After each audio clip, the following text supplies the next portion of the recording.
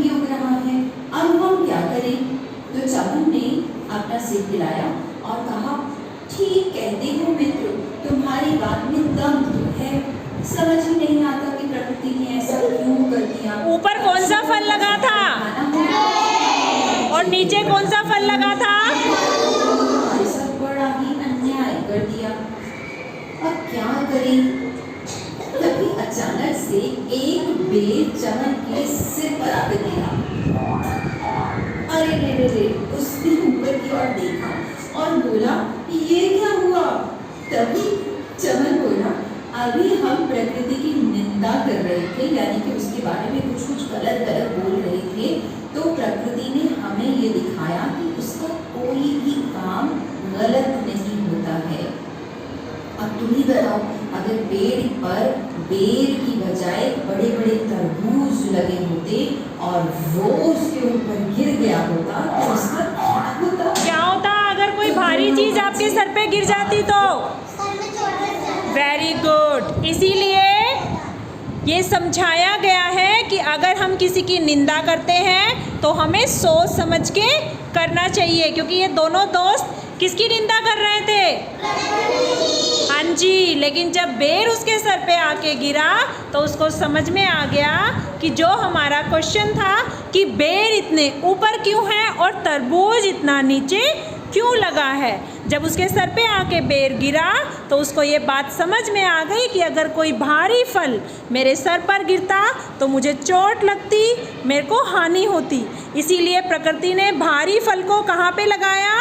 नीचे, और हल्के फल को ऊपर। आगे देखेंगे अब वीडियो। समझ गए। और उसने कहा कि तुम बिल्कुल ठीक कह रहे हो मित्र, प्रकृति का हर काम निराला होता है।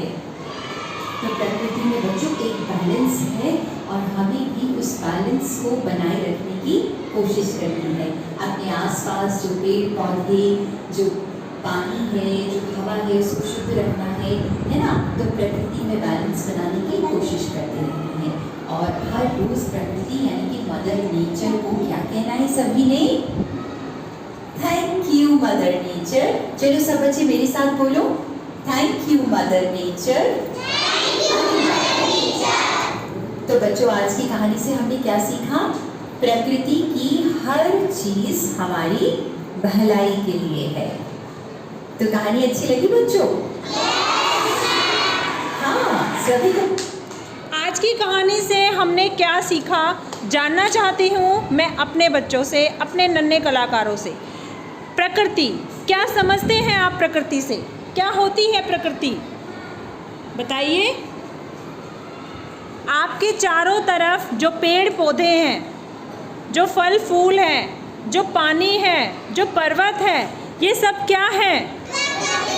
प्रकृति।